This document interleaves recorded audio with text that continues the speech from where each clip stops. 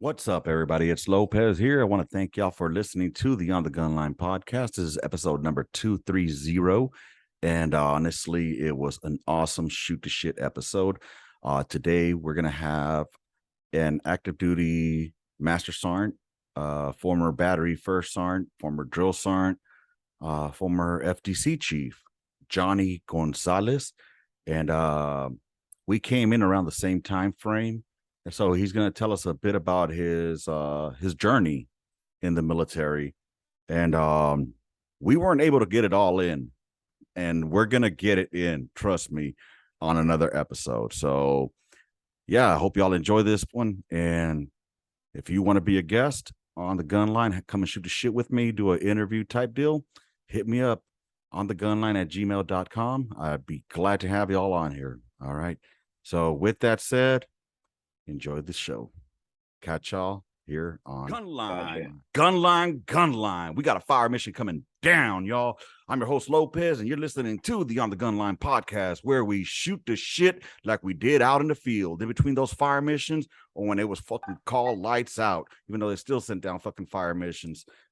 Fucking 3 o'clock in the morning, goddamn FDC. Anyway, with that being said, speaking of the FDC, if you see someone here, it's a new episode, y'all. It's a shoot the shit that I haven't done in fucking forever.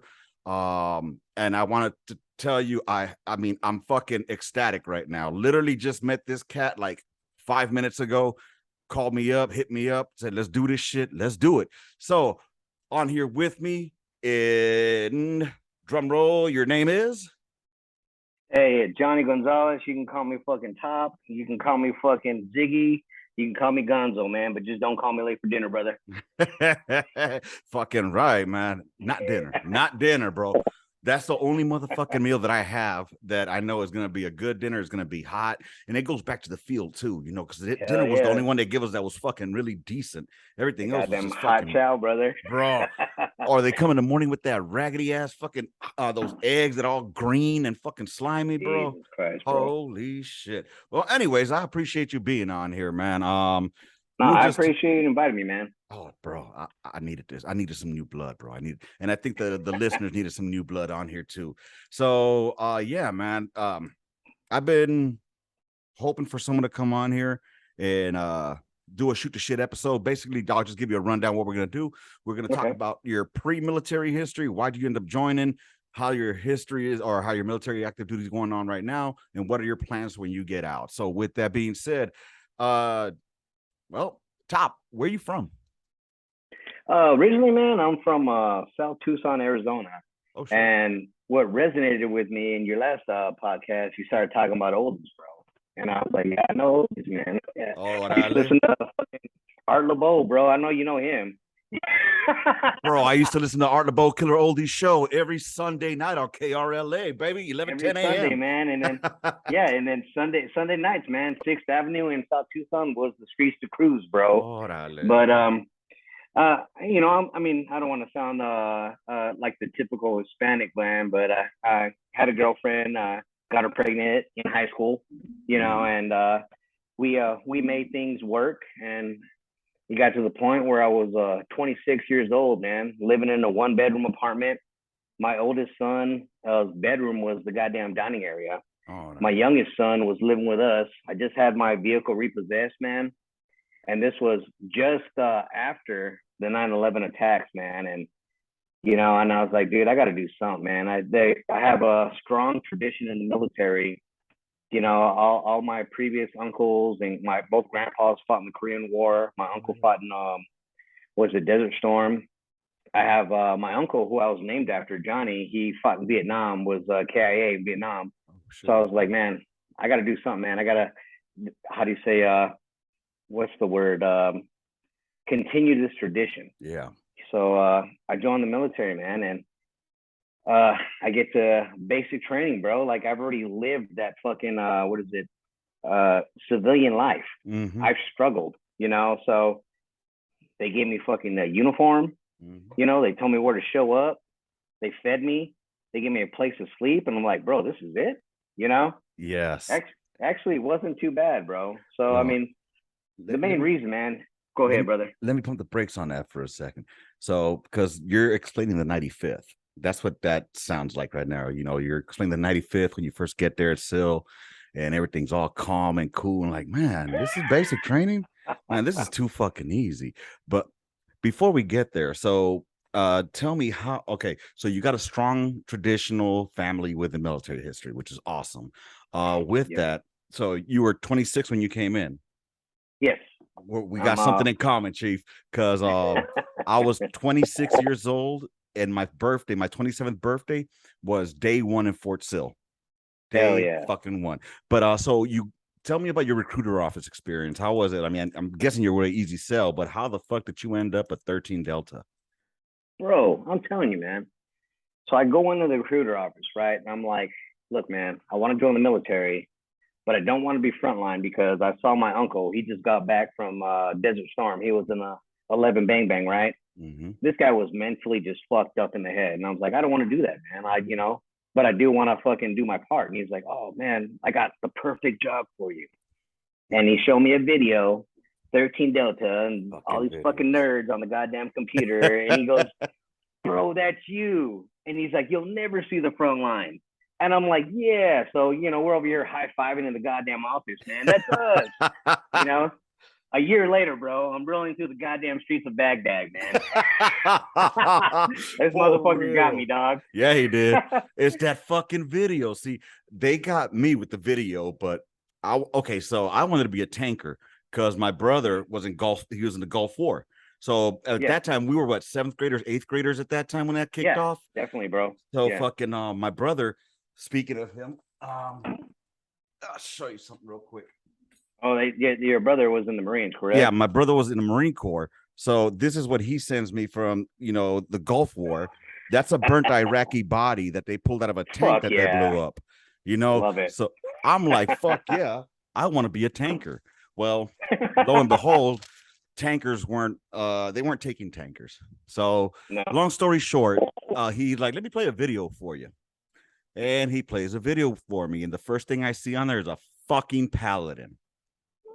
I'm a fucking civilian, bro. I see a paladin. I'm thinking it's a fucking tank. I'm like, I'll take it. I'll do that. I'll do that. I should have watched the whole video, bro. Then I would have learned about. Hey, they should have sent the video of you fucking sweeping the goddamn motor pool every Monday, bro. Fuck yeah, dude. They didn't show you that shit, bro. Bro, they didn't show us the fucking glorified fucking janitors that we are, bro. Holy shit. Just like that. You got to do it a certain way too, bro. Yes, sir. You better clean that, bro. Quick story. Fucking, I was in Alpha Battery 277 FA back in Fort Hood, Texas in 2005. And so we were all paladin. I'm sweeping the motherfucking line. I think we had just gotten back from the field. Sweeping the line, right? Here comes motherfucking Bravo Battery. Right in front of my fucking line, bro. Man, I'll be like, fuck no. Like, are you fucking serious, dude? I just swept this shit, man. Oh my god. So so you get to your unit, they got you with the motherfucking 13 Delta. Did they get you with a bonus too? No, I didn't get shit, bro. Well, the bonus they gave me was like, hey, you get to go to Germany. I was like, oh, fuck yeah, bro. I've never been to Germany. What unit were you in? Huh? What unit were you in Germany? 427 FA, bro, under 2nd Brigade in bomb holder Germany, man. They used to call it the Rock. Okay.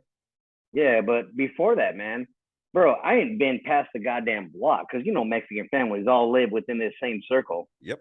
So I was like, Germany, bro? I'm like, big time. You know what I mean? Yep. That was the bonus, bro. Yeah. I mean, don't get me wrong, man. I experienced a lot of good shit, man. I went to Paris. I went to fucking, what the fuck, the Australian Alps or whatever the fuck that shit is, Mm-hmm. I saw some shit, man, but then we trained up for that year and then they said, hey, you're going to Iraq, bro, Y'all went to unit with Gunner's Palace, right? Yeah, no, we were there. We were there, but my unit, man, they split us up. Like they spread us all across Iraq. I was in, I want to say, I was in, what is it? Fob Justice, man. It was right across from the Tigris River. It was where Saddam kept his royal officers. That was like the royal officers barracks, man. It was a shithole regardless, man. But you know what I mean? It was a crazy ass experience, man. I was part of a PSD team, man. And I was like, fucking taking care of a goddamn battalion commander, so he can speak to the elders. Yeah.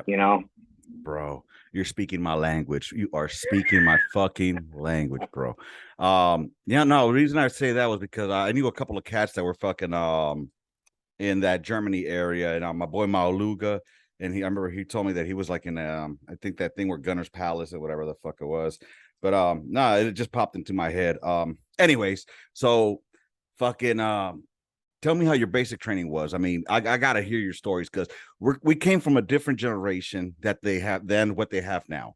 And now I get it that every generation has their like, oh, your shit's weaker than mine was. Oh Like, for yeah, oh example, yeah. our generation that went through basic was a lot weaker than the ones that went through the 90s. You know what I mean?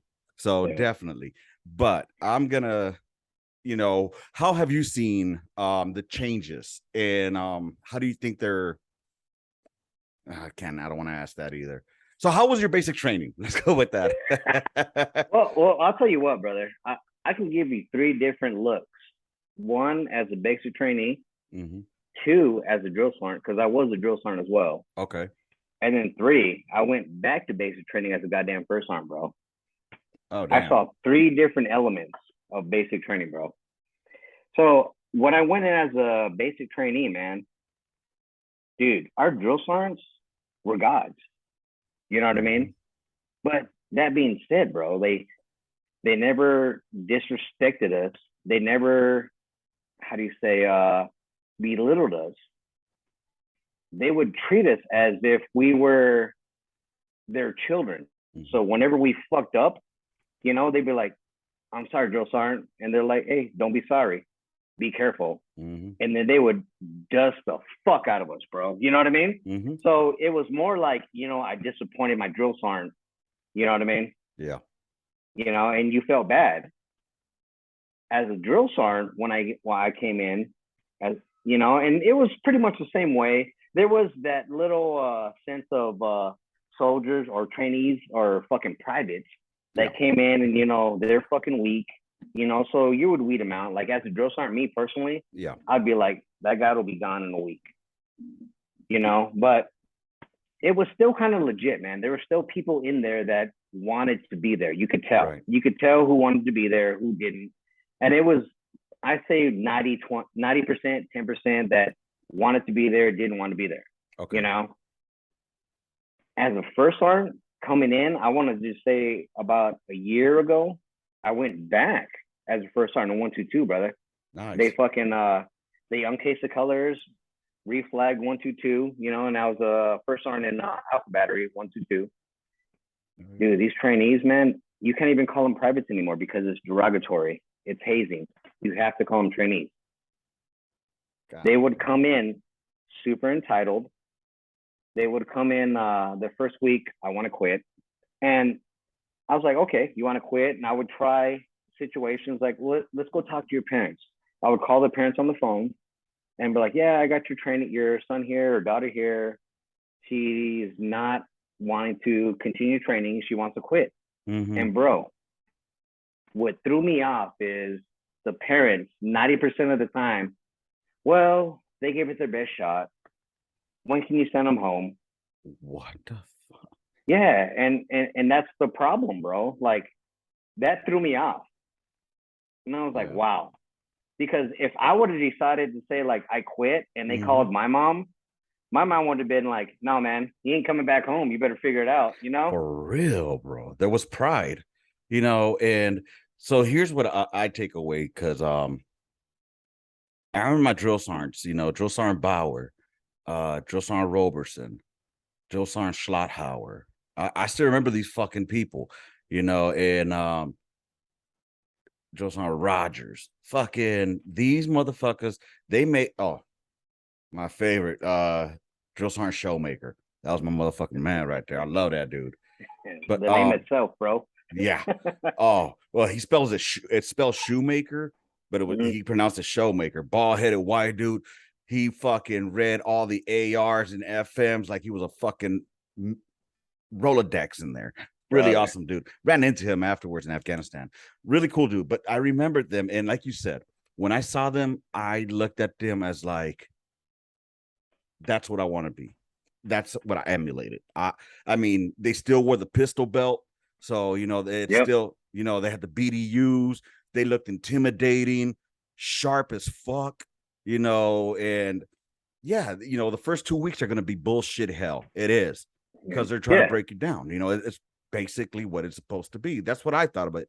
And one of my drill sergeants told me, as time progressed, if it was easy, then anybody could fucking do it. There's a No, reason that you're it's right, hard. brother. What's to But separate us from everybody else if anybody can do it? You know what I mean? So no, but they never belittled you. They always taught you a lesson, and you move forward. You know what I mean? belittle. I mean, it wasn't. It was. I got talk shit too. I was one of those that was on the radar. You know what I mean? But it was all good because it was what I expected. You know what I mean? I knew what Yeah. I wanted. We had all seen Full Metal Jacket. We had all expected something similar to that. You know what I mean? So Gunny Emery, man. Yeah.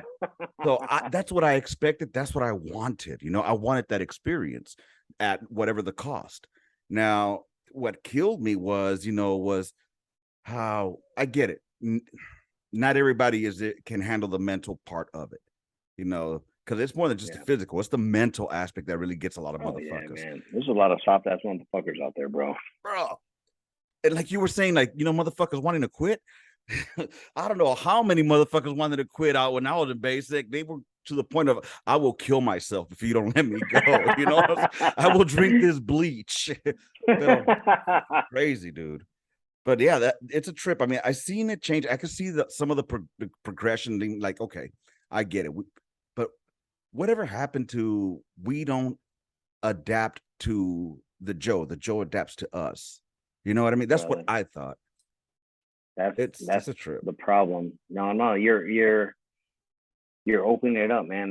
That's the problem and the situation with today's army, man. Because like when you and I joined, we had to assimilate to the military. Now it seems as though the military is trying to assimilate to the culture. Yes. Because I'm gonna tell you something, man.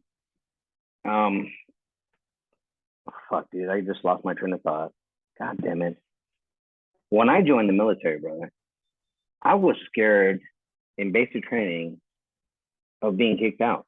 And now these trainees come in and they come to me as a goddamn first sergeant, bro.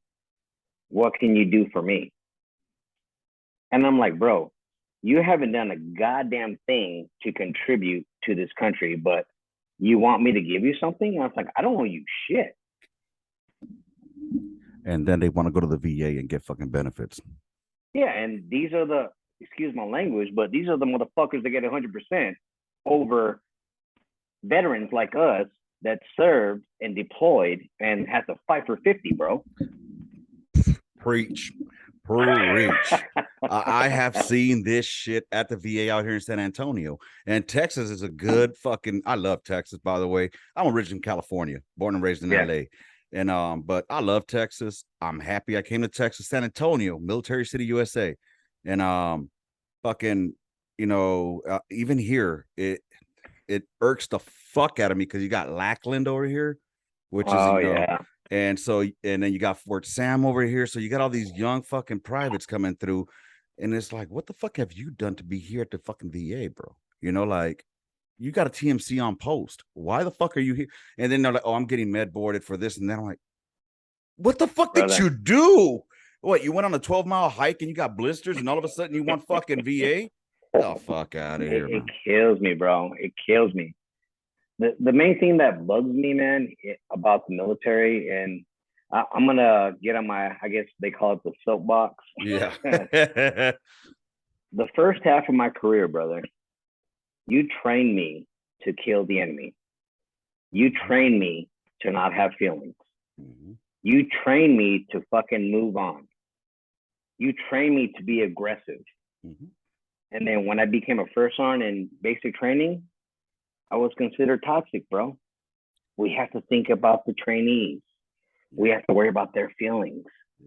Let's worry about nail polish. Let's worry about highlights. You think the same soldiers in China, Russia, Afghanistan, Iraq are worried about the same issues we are? Come on, bro.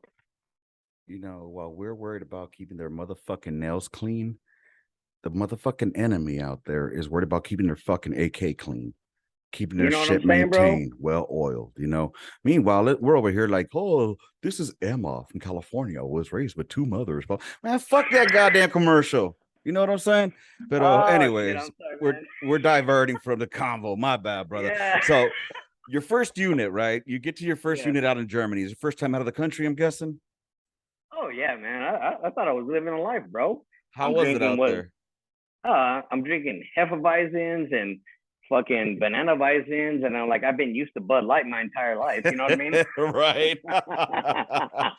I was like, oh, yo, this shit's legit, you know. But yeah. No, we had a good time, man. I was down there, and then I've been married pre-military to my high school sweetheart. We've been married 22 years, and she thank God, bro. Congrats, she decided that she was going to support me to join the military. You know what I mean? But we've been extremely blessed. Don't get me wrong, bro. Wait, y'all still together? Yeah. This is our house right now. Look, dude, I'll show you right now. Like, she painted this goddamn room turquoise. I'm just saying, you're not going to make Sergeant Major, man. I'm sorry to tell you that. That one of them is the criteria is that you have to have a divorce. You know, a DUI, a GOMAR, and a fucking a goddamn Article 15. Yeah, sexual assault, you know, but yeah, congratulations though, man. That's awesome. I appreciate it, bro. No, she's been my ride or die, man. Like she pretty much dropped everything she had in Tucson and fucking moved across the seas, man, to be with me. And I really appreciate that, man. That takes a strong ass woman, man. And plus she's Hispanic, so she's what's the word, man? She's a goddamn fuck. Is she from across the border or born here?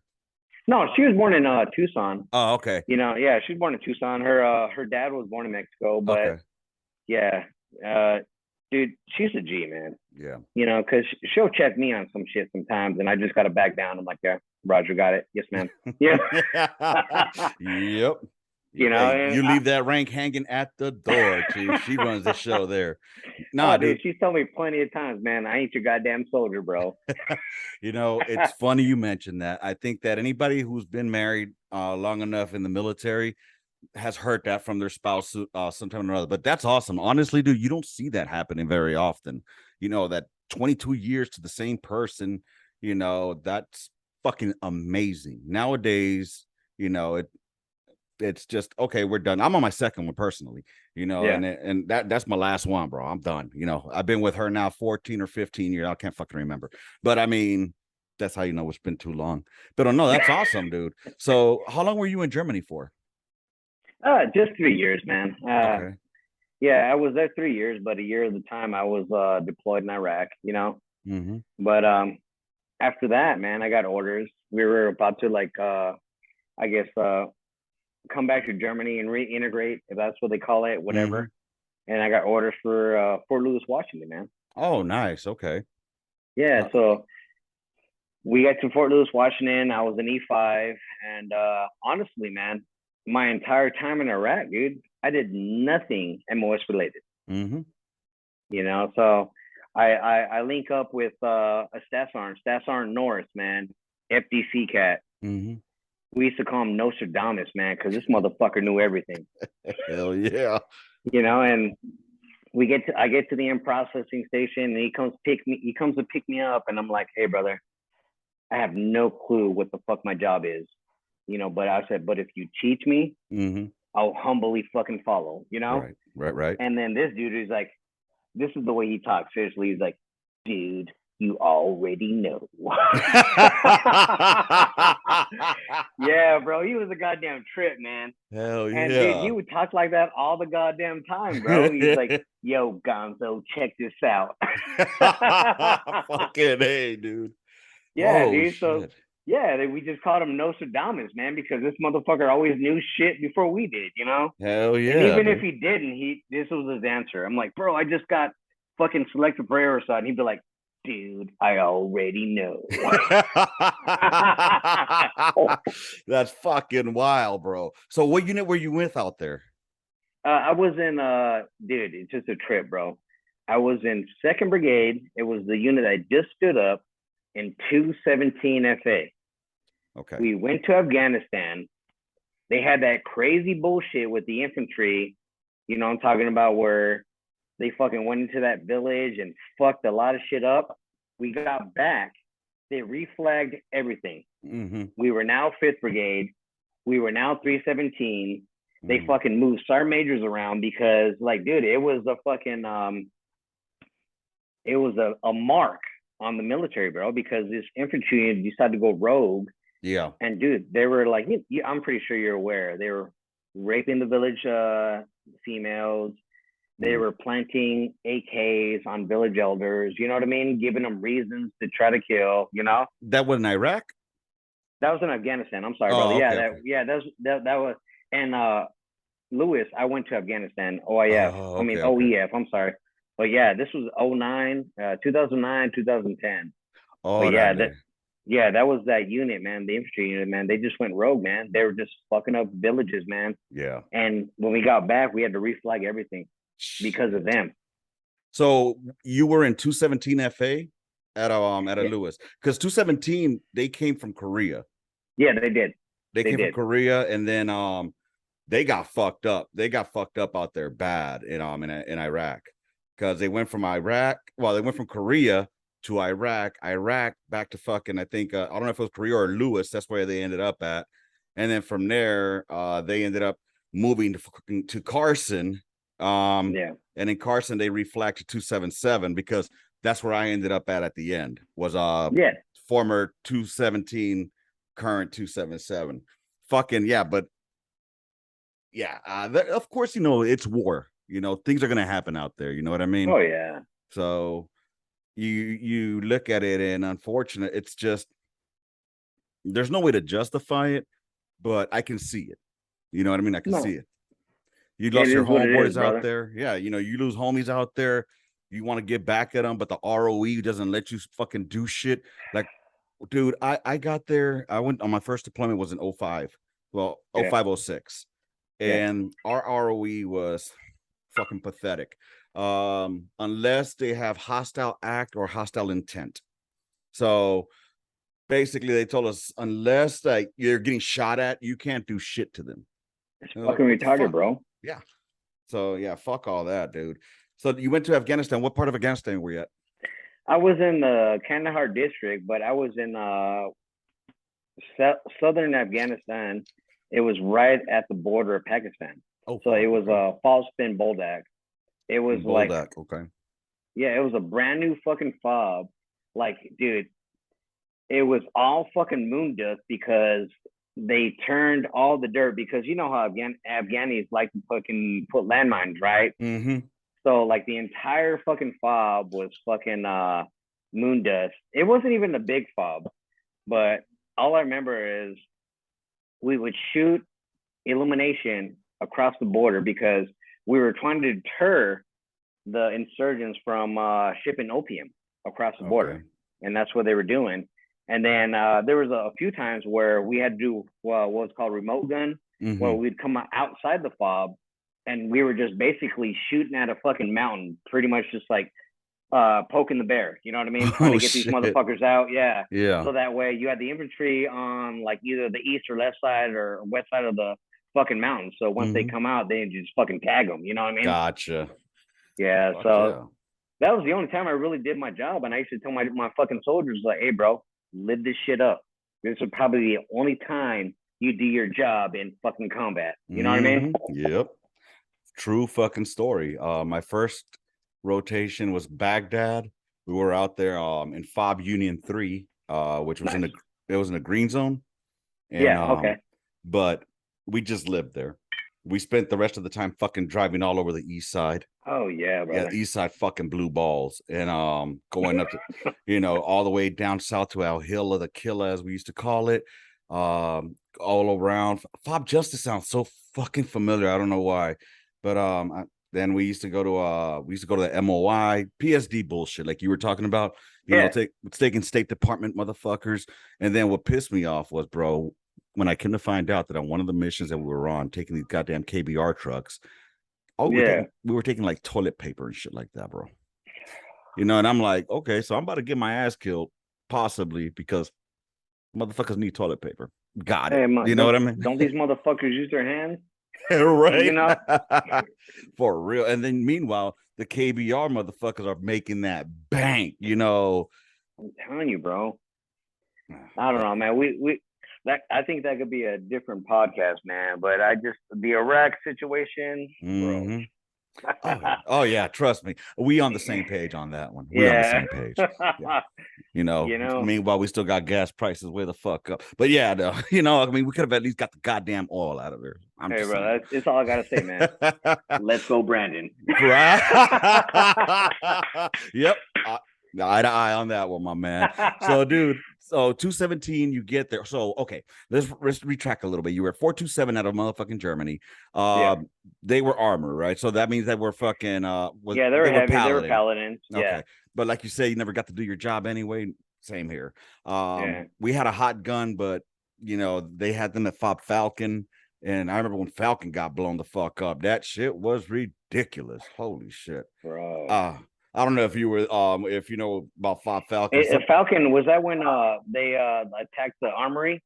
They hit the motherfucking AHA, bro. Bro, I was there, man. Oh, I was in Fob Justice, bro, and I was like, it was on the Tigris River, but we saw like what looked like fireworks, bro. Yes. Everyone was like, what the fuck is going on, bro? I remember my homeboy Medley. Medley was also out there in that time frame, out of Germany as well. And he was telling me, like, yeah, dude, they hit the AHA and that shit was like, dude, it was a trip because I remember I was fucking I was on Yahoo webcam trying to look at some fucking broads and shit. And I just remember hearing like you know, and I'm like, somebody's wrestling up there, you know, motherfuckers be wrestling all the time. I'm on hold on, brother. Yeah, you're good, my brother. wife. She just got home from work. Yeah, I'm on a podcast right now, babe. Oh shit, what is this? Hold on, brother. Yeah, you got it, man. You bought more fucking chickens? What the fuck? Hold on, brother. I don't know if you knew, man, but I have chickens in my backyard. Orale. Hell yeah. Like real chickens? Are these guineas or chickens? Yeah, I got, dude, we live out in the country in Elgin, Oklahoma. Babe, did you get like a baby feed? No, I don't. You're going to have to go. Babe, they're going to die if you don't. No. All right, and we're back. We had to do a quick little pause right there. You know, there was a bit of some chickens that crossed our pod.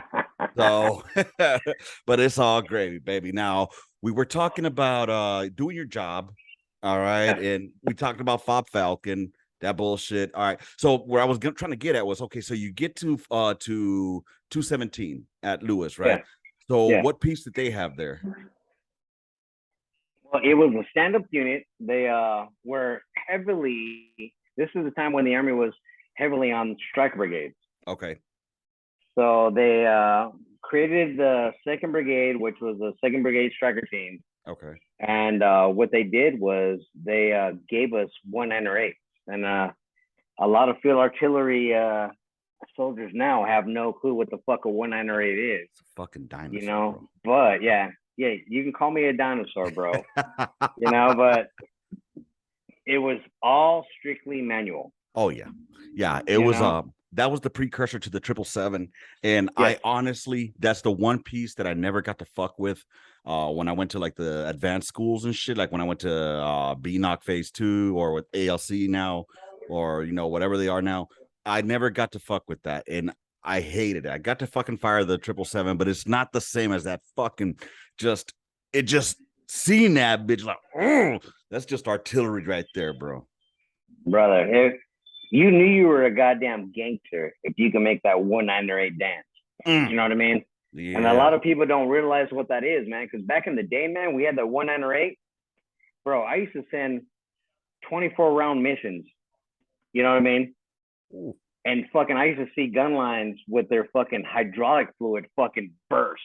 Holy shit. You know what I mean? And they'd be like, hey, FDC, this is gun 2, I'm out. You know what I mean? Yeah. And dude, motherfuckers don't realize that shit now. They like today's generation of artillery, man. Mm-hmm. They shoot 2 rounds and they think they're God. Yeah. Yeah, dude. Fuck that. You know what? Give them a motherfucking sweeping zone. Do that shit. Yeah. All right. Give them a sweeping zone, a fucking shake and bake. They have no Ooh, clue what a shit. shake and bake is, bro. Yeah, You know what I mean? you lost him with that already, brother. Shit. Oh man, I miss that shit, bro. I just missed just the smell of the wolf pussy. I just miss all that, bro. Oh god You damn. can't say that anymore, bro. Or you don't tell me that. Don't say that. You can't. Come on. Some things are just. And you know what? I got in trouble for some views that well, not in trouble per se, but let's just say females were not happy with my some of my comments that I had made about them being on the gun line. And I get it, but it's just my opinion. You know what I mean? It was just my opinion, and it's not like I can change anything. And it was just so I felt that, yeah, can they do it? I'm sure there's females that can do it, but should they? In my opinion, no, because it causes tension. But that's just my opinion. I'm gonna leave that one there because, anyways. So anyway, I'm sure that's one of the reasons that you can't say wolf pussy anymore. But I remember this goes back even before that, dude. When I used to run and call cadence, I wasn't the greatest runner. I was never the greatest runner. But what I would do is I would jump out, call cadence real quick, and that way they'd be like, "Yeah, Lopez was there. He was calling cadence because in case I fall out, hey, brother, y'all saw me in that motherfucking run. You know what I'm saying? Yeah, I have my I tricks. was in the beginning, bro. You saw me. That's right. I'll get the I'm stragglers, gonna call bro. cadence and then I'm gonna pick up the stragglers. Hell yeah, good bro. old fucking straggler control, baby. Fucking I remember one thing I would like when I would start getting tired, I'll be like, I would say like Staff Sergeant Lopez, if you ain't queer, come on out and sing some jeer, and shit like that. And I remember some LT looked at me like, you can't say that. Like, I don't give a fuck. I'm still saying it. We like you were saying earlier, man. We came in a generation where we were trained to fucking kill. That was the whole fucking idea.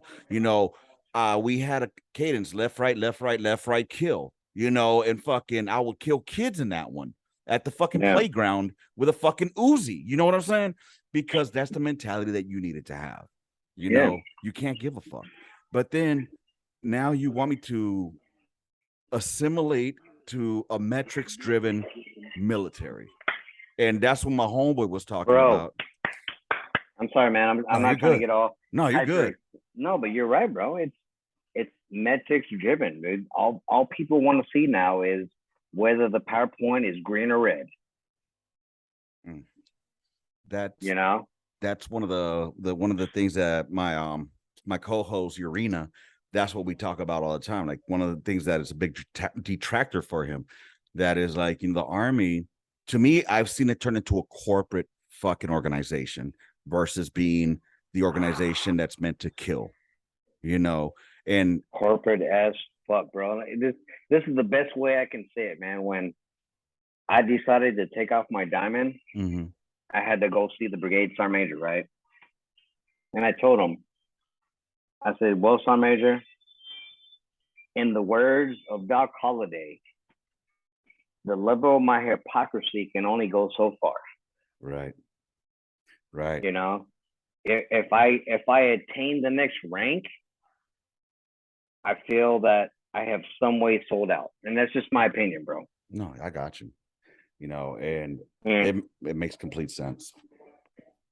Because as a first arm, bro, I realized like when I first came in as a private, bro, I was like, oh man, I'm just gonna fucking stay in the army till the goddamn wheels fall off. Right. But as I made rank, it gets a little bit more political. Yes. As a smoke, you're kind of like halfway grunt, you're halfway political, But as a first sergeant, you gotta weed through the bullshit, bro. Yeah. In order to take care of your smokes and your soldiers.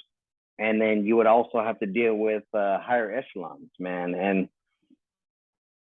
based on my experience, bro, I was just like, no, man, I don't think I want to go that route, and I'm still in the military. I'm close to retirement, but I'm trying to like be as PC as I can.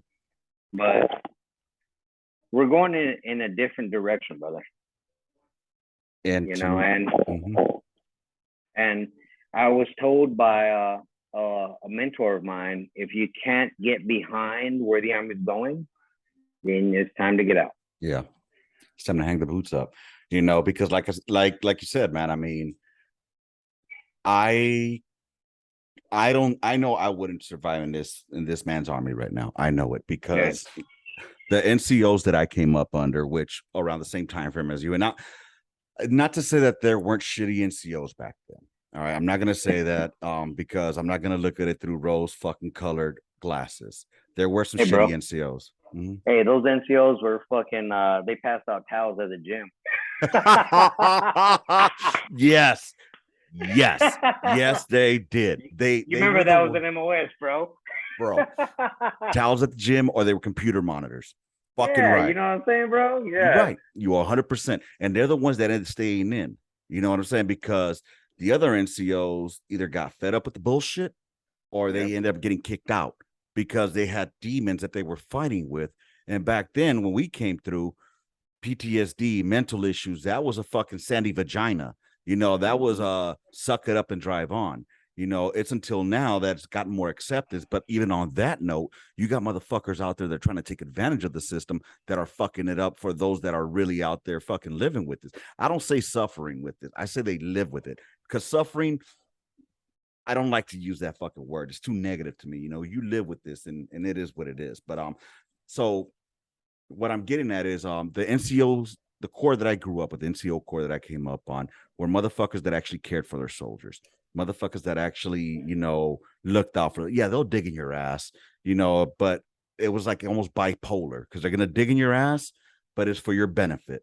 You know what I mean? What nowadays they call micromanaging, you know, Yeah. back then was a standard. So, for example, like I saw this shit on Army What the Fuck moments where these motherfuckers are complaining about, you know, their rooms not being inspected daily or something like that. And I'm thinking to myself, like, rooms were supposed to be inspected at very least every other fucking day, at the very least. I would go check on my Yeah. Joes, you know, and it wasn't even an inspection per se. You know, it's all about how you project it. Like you could just go knock on Jones's fucking door, be like, "What's up, Jones? How you doing today, brother?" Just kick back with them, get to know your Yeah. Joe, you know, show that you give a fuck, and at the same time, you look at the room around. You know what I mean? Like, hey, brother, just to let you Yeah. know, fix this shit up, keep it squared away. You know what I mean? But Now, today's soldiers come in acting like you owe them, mm-hmm, you know. And what's funny is when I was a private, bro, I went to Bomb Hunter Germany, mm-hmm, bro. We had, dude, no bullshit.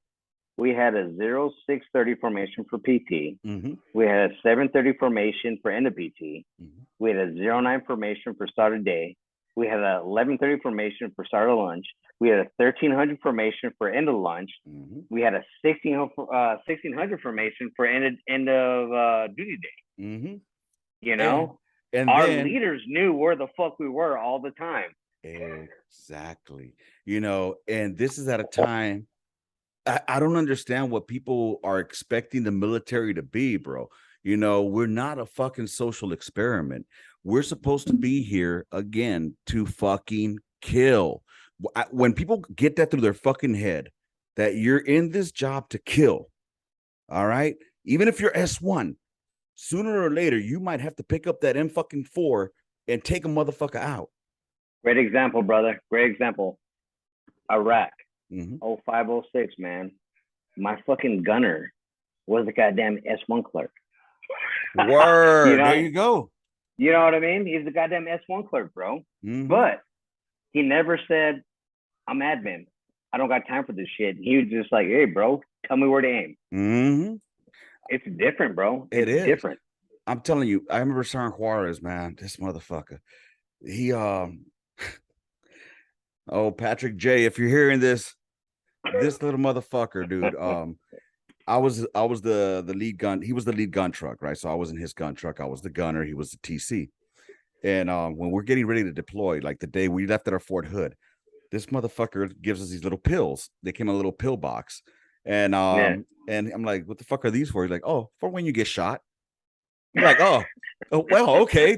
Thanks for letting me know I'm gonna get shot, motherfucker. But I was like, I love it, bro. dude, it was like you had to go with that mentality, like, well, 50% of the fucking gunners are getting killed. You're going to be the lead gunner, which means we're in the lead gun truck, which means we're the bait. We're the ones that are, you know, more than likely are going to get hit with the IEDs. So, you know, I already had it in my mind, like, I'm going to fucking die. You know, that's the reality of the shit that, especially when we were there in 0506, bro. That's when the man, EFPs, it was crazy back then, bro. The EFPs, bro. That dude, shit. they had the shape charges angled directly at the fucking gunners, bro. I remember that. Bro. We got fucked up January 5th, 2006. We were doing right seat, left seat rides with fucking third ID 176 FA. We got fucked up that day. That was my first fucking mission, bro. First fucking mission out the wire. Bro. We were headed up to Taji from Baghdad. We're rolling up. We passed this motherfucking bridge. I want to say it was Route Huskies or Vernon. I can't remember which one it was, but we cross under it, and that's where Senators becomes Tampa. And then next thing we hear is on the motherfucking LT, the PL, because I was in the second vehicle because they wanted me to scope out the first gun truck so I could see how the gunner does his thing, right? Yeah. So I'm in the second vehicle with the PL, and fucking first Humvee, the PL says, "All right, keep your eyes open. This is EFP alley, brother." So the first Humvee goes through. We go through. Third vehicle. Doosh. There it is. We turn around, fucking go pull security. Fucking EFP, array of 6. Bust, and it was the up armored Humvees. So it fucking bounced around and it was strong enough to hit, but not come out to the other side. So it ricocheted inside of there. Then as the medic secondary. The medic is coming out. He jumps out to come help us. Boom. All that was his aid bag. All that was damn, left. Bro, you're fucking.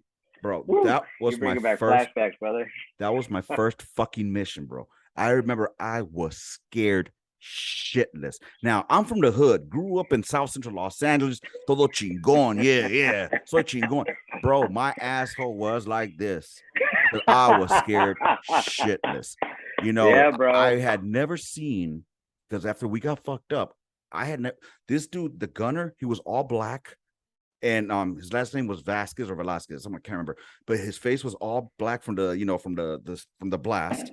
His arm, bro, his arm, I remember to this day, was like dangling, and like a river was fucking coming out of his fucking arm of blood. Bro. So I had to go up there, put the motherfucking tourniquet on. Anyways, it's a whole story. But I mean, I don't even know where I was going with that anymore. I fucking lost my train of thought. I don't know how we. No. But circling back, we were trained for that type of shit. You know what I mean? No, 100%, bro. Like, the one thing I can say, bro, like you say, you're raised in LA, man, and I was raised in South Tucson. We knew who the enemies were. Mm-hmm. We go to a foreign country where 90% of the population wants us dead. You know? Yep. So I get it 100%, bro. And the thing that bugs me about that is a majority of the generation, our soldiers of us, bro, like our generation, we're getting forced out of the army, bro. Yeah. Because we've been through so much. You asked us to do this. You asked us to do that. You asked us to act a certain way. And now it's no longer needed. Mm-hmm. You know, we need to dial it back. We're too toxic. We need to worry about the soldiers. We need to worry about their feelings. You know, and it's heartbreaking, brother. And back to the NCO Core that I came up with. These motherfucking NCOs, they stood up for us. They fought for us. They gave a fuck about us. So that's what I came up with as an NCO. So that's how I felt I needed to be with my Joes as well. You know, again, I'll dig in your ass. I'll treat you, but you know what? Afterwards, be like, all right, let's go grab a motherfucking beer. Let's go have a section party. Let's go have a section kickback. You know what I mean? But now you can't even do that because these motherfucking Joes will snitch on you in a fucking heartbeat. You know, yet you're the one that looks out for them.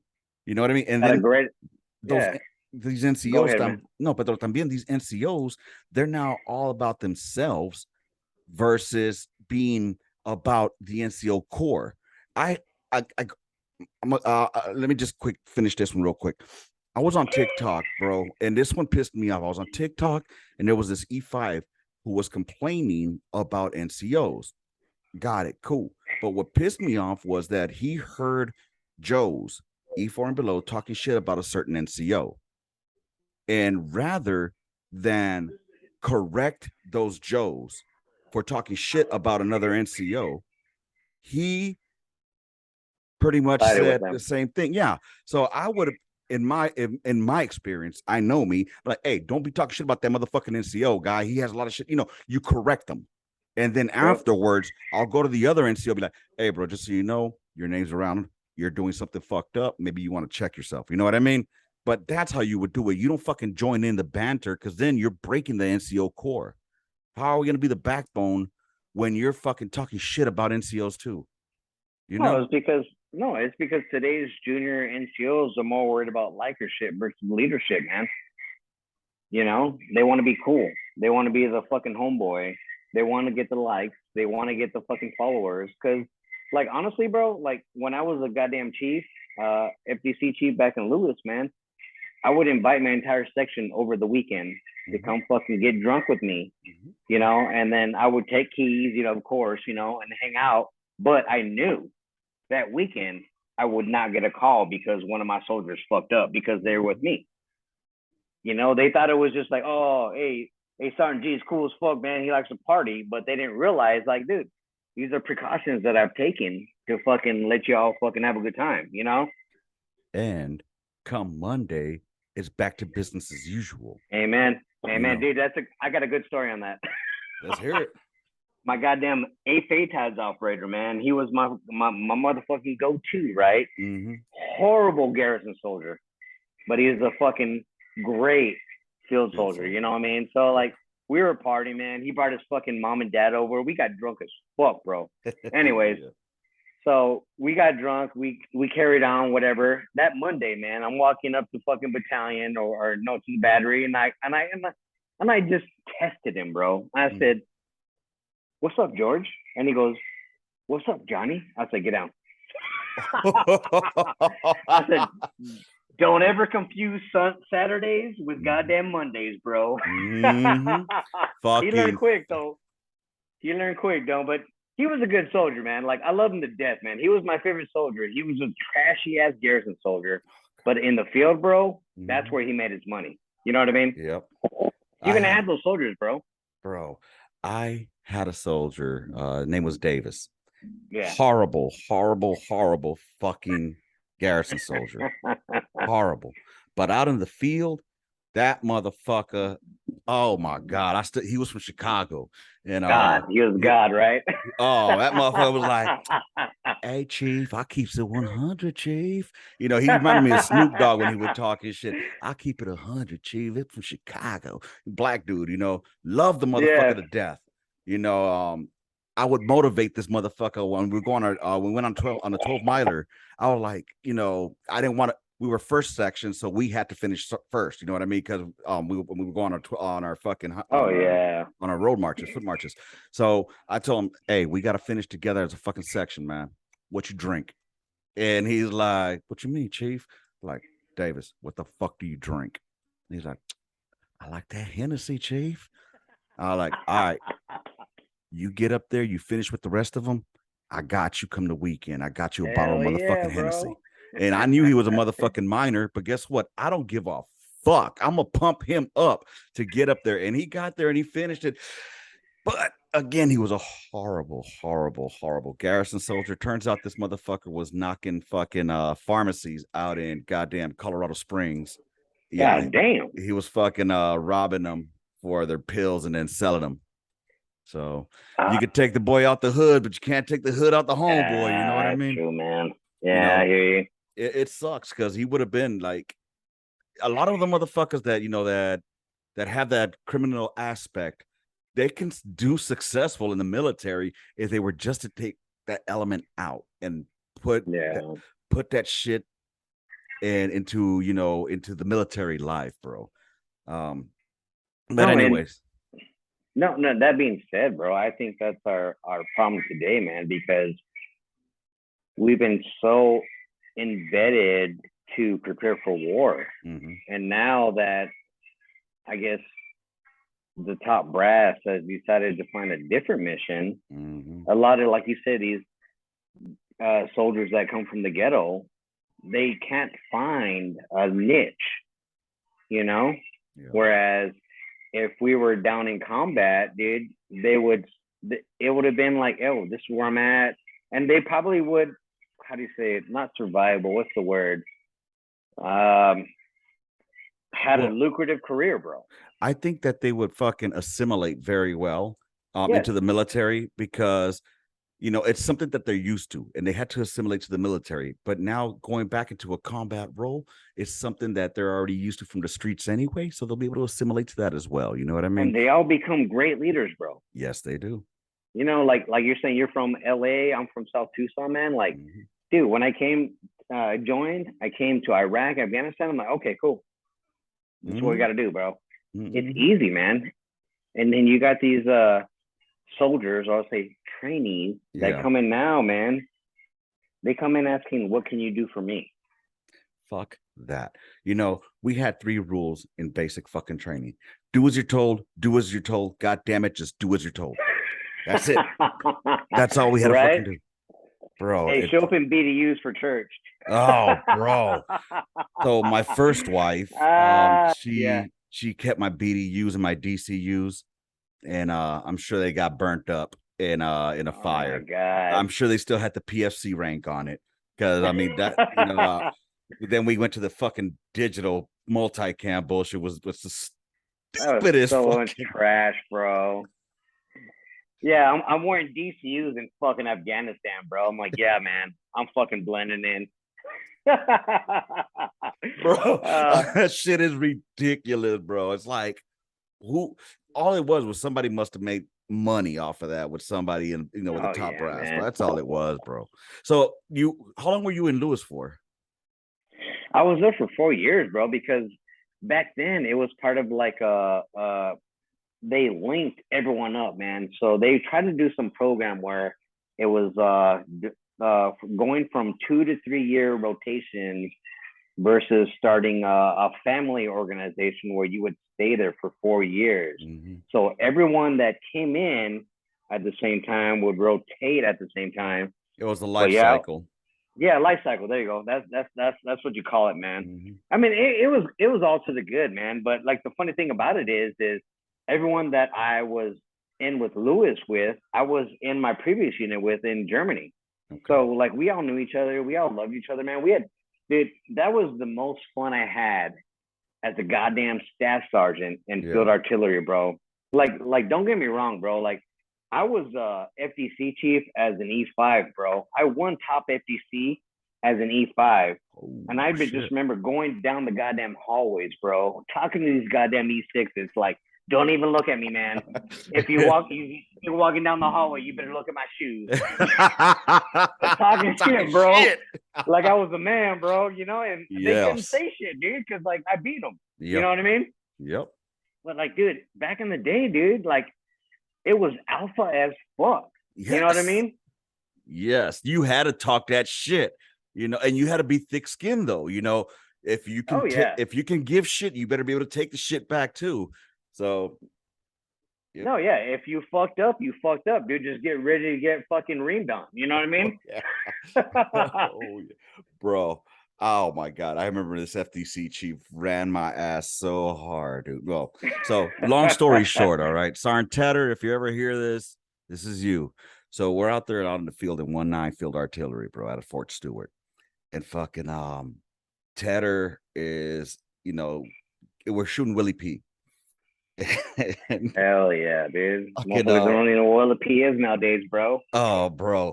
Motherfucking mission comes down, right? And everybody's fucking firing. My fucking gunner is having a hard time fusing and putting the time on the motherfucker. I'm down there with him, and fucking Tedder's like, gun 7, status. I'm like, I'm getting there. And then he's like, hurry up. Oh, man. You know, he's like, hurry up. So he finally didn't call you out, bro. Bro. I put the motherfucking thing on the ramming tray, ramming. Gun 7, status. I'm getting there, bro. I'm getting there. About 2-3 seconds pass by. Gun 7, you're out. Fire. Boom. Oh, shoot that shit, bro. Oh, man. I shoot that shit, right? All I hear after they call in the mission was a Chiefs meeting, FDC track. Now, Oh man, I have never had my ass chewed by a fucking FDC chief in my life. This motherfucker turned into a 13 Bravo in a heart. Bro, I got to parade rest for this motherfucker. All right. I was like, oh shit. He's like, if I fucking call you out, you're out the motherfucking fight. I was like, Roger, bro. And lo and behold, what ended up happening was the battalion commander was at his track. So that's even worse, bro. And I shot Yeah, that shit. He was mad as fuck, bro. I mean, I'm telling you, bro. I fucked Original up. Deltas, man, are gully, bro. Original y'all, Deltas are gully, bro. I'm telling bro, you, man. you motherfuckers have some heart. There was some of y'all that had that fucking heart in there with 13 Bravo. You, Felice, and motherfucking Tedder. Oh my God. Y'all should have been Hey, 13 bro. Bravos. I'm just saying. Dude, and that's funny, man. Like, I had that passion, bro. Like, me as a 13 Delta, man, Mm-hmm. I would personally go down to the gun line and talk to my chiefs. Okay. I would personally go down and hang out and like this bullshit with them, man. And I would even go to my base piece, bro. You know what I mean? Mm-hmm. Hang out with my base piece, man, because that was my fucking dude. That was my best friend, bro. Right. He was the only motherfucker that didn't have to apply TGPCs, bro. You know what I mean, man? Oh God. Yeah. You're losing a lot of people right now with TGPCs. Yeah, I'm about Just to know say, that. bro, hey, dude, a lot of motherfuckers have no clue what that shit is, man. You get these Nope. goddamn Juliets, man. They're like, what's TGPC? Bro, you know what? A lot of these new 13 Bravos don't even know what chasing bubbles is, probably because everything's all No, digital. You know, no they're clue, bro. I remember fucking chasing bulls right there. You know, because here's the thing. I came up on the fucking Paladin. So Yep. I went from fucking hood, I went to Korea. And Yeah. like you had no idea how to use the piece. And when I got to Korea though, one benefit was that you're gonna learn your fucking job there. You're Oh gonna yeah, fucking do definitely. it. So I learned my job there really, really good. Impressively good. I used to make that paladin dance. My old first sergeant Samuel, that motherfucker was like, that motherfucker Lopez making that shit dance. Look at that motherfucker dance. But fucking what fucked me up was I went to 19FA out of Stewart, but then from there I went to Carson. And Carson, I was Oh. going back to 277, and I'm thinking, oh, that's my first unit that I went to. They're mechanized. Yeah. I did not know that they had reflagged, and not only long story short, they turned into the pea shooter fucking brigade battery. So they're firing 119ers. 119ers. Yeah. That's real artillery, my man. I had no idea that I did not know artillery until I got to that fucking light piece. Yo, those motherfuckers are crazy, bro. So what I consider real artillery would be the 198 and the 119er. Because those motherfuckers, to me, you got to be on point. You know, we didn't have that. No, We had the GDU, I think it's called. We never used that shit because I was on the Alpha 2. So we didn't use that shit. I'm chasing bubbles, baby. Looking at that collimator. That first round chasing bubbles, relying on FDC to fucking get it right. Yes. Oh, bro. Oh my God. And of course, everybody blames everybody. Hey, it's FDC, man. It's the Hill. Nah, it's the Bravos. Bro, dude.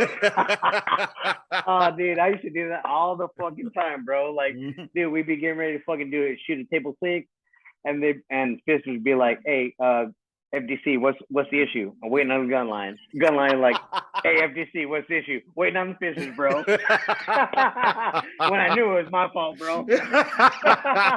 Motherfuckers got the wrong formula up in that bitch. Yeah.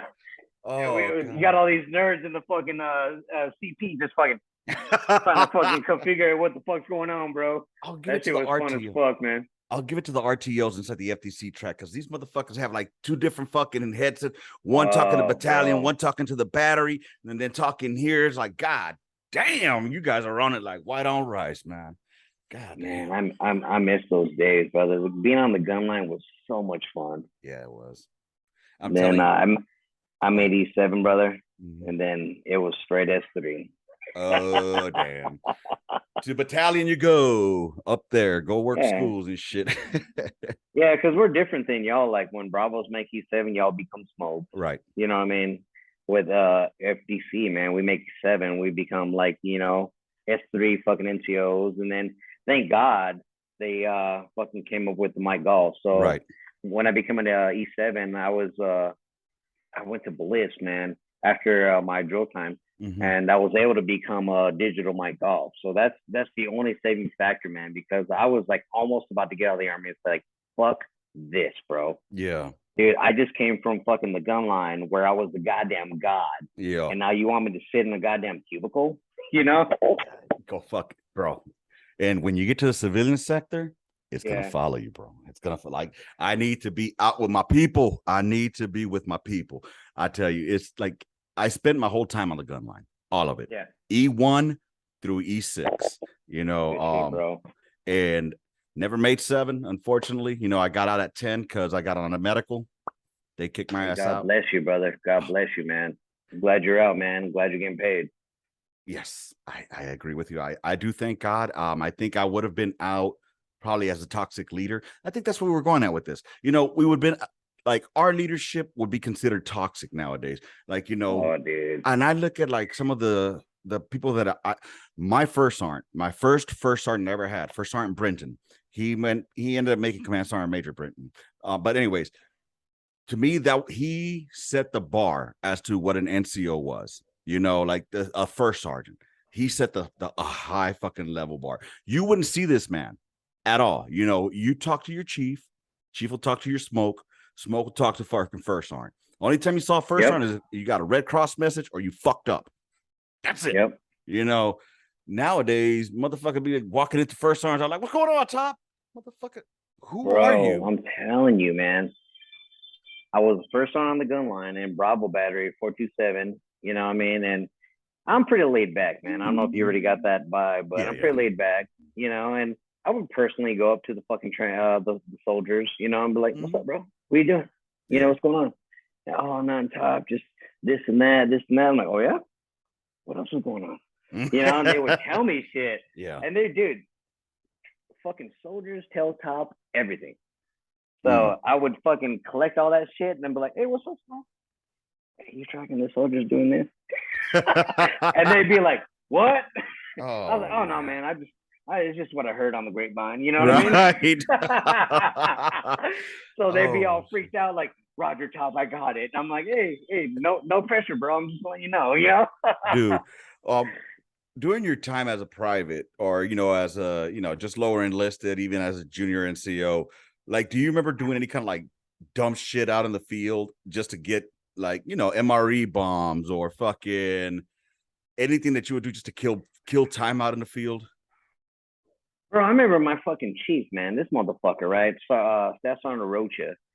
He fucking used to my first unit was in bomb holder, so it was heavy. So we had the 577, the laterals. Yeah. And he used to fucking have me fucking tap on the goddamn side of the fucking track for fucking dents, and he'd make me fucking go to the goddamn paladins and fucking yell in the goddamn tube. The boom test. Boom check, bro. Oh, yes. And then I was like, I don't want to do that. And then he would threaten me like, "Oh, you better do it. You're going to get Article 15. So I'd go to the goddamn tube. I'd ask the chiefs to lower it. And, the chiefs were already in on it. Yep. And I'd be like, boom. And I'm like, I don't hear nothing, chief. Bro, we fuck with y'all so bad with that. There was this one little motherfucker, Tink. He was an FDC cat. We had him do the boom test and we got slick with it. We ended up using little flashlights and be like, "Hey, you're gonna see a green light whenever you do it loud enough. If you don't do it loud enough, it's gonna be a red light." So we had the little marker, bro. I mean, the little lighter, and so he would go boom, and that would light up the red light. Like, "All right, you got to go louder, man." Boom. But I got fucked too, though. They got me with the finding the dents on or the soft spots in the armor. So I'm over there with a fucking hammer, drawing an X in a circle like a dumbass, dude. Oh my God. Oh, bro. Hey, what about did your chief ever send you to the fucking motor sergeant and ask for a prick E7? I didn't get that one, thank God. But I did get the fucking find me a box of grit squares. They got me with that one, bro. God. Or the key to the impact zone. Yes, sir, bro. You don't do that shit anymore, bro. They don't do that shit anymore, man. Bro, that type of shit, it helped. It was funny And it was just traditional shit that you would do. You know what I mean? I'm sure somebody must have complained like, oh, boo-hoo-hoo, they hurt my feelings. They're laughing at me. You know, that's probably why they got rid of that shit. They don't know how to have fun anymore. No, back in the day when I was like, fuck, you got me. Yeah. All right, motherfuckers. You know what I mean? Yep. And you'll get your time to do it too. You know, I remember the funniest thing I ever did was to one of my buddies' crews. I used to, I'm an asshole for this. I found like, I found some paper, like, remember the green books that we used to carry? All right. So I put in there like, Dear Diary, today was this and that and this. I think I'm attracted to smoke and blah, blah, blah, blah, blah. And then I ripped out the pages and I threw them in Smoke's trash can so that he could be able to read it. Awesome. Smoke he would look at Cruz a little bit different from that point forward. Dude, I need to do this again with you, bro, because we are running out of time again. And oh, definitely, bro. Dude, it's been great having you on here. It was definitely a good dude. Like right now, I got the euphoria again that I haven't had in a long time, and it's just something that I get when I speak with other veterans. And you know, we or I mean, if you got time, we could knock out another few more minutes if that's cool with you. Oh, we can do a couple more minutes, man. I got people over here because you know. Oh shit! You know what? Nah, then that's cool. We'll set it up for another time, bro. And because that way you go handle your business. And I'm definitely glad you enjoyed it, brother. I was hoping I wouldn't bore your ass, man, because a lot of people see me. Oh, you're a 13 Delta, you know. Nah, bro. This was by far up there in my fucking shoot the shits. I'll be dropping this tonight, so motherfuckers. I hope y'all enjoyed this shit because I know I fuck did. Anyway, we're about to run out of time right now. Thank you for being on here, John. I do appreciate it. Go spend time with the family. I'll shoot you another link another time so we can do this again. All right, brother? All right, brother. I'm available whenever you need me, man. Thank you. All right, everyone. Rounds complete. Intermission. Gunline out. March order, March order. Yeah, appreciate brother. It,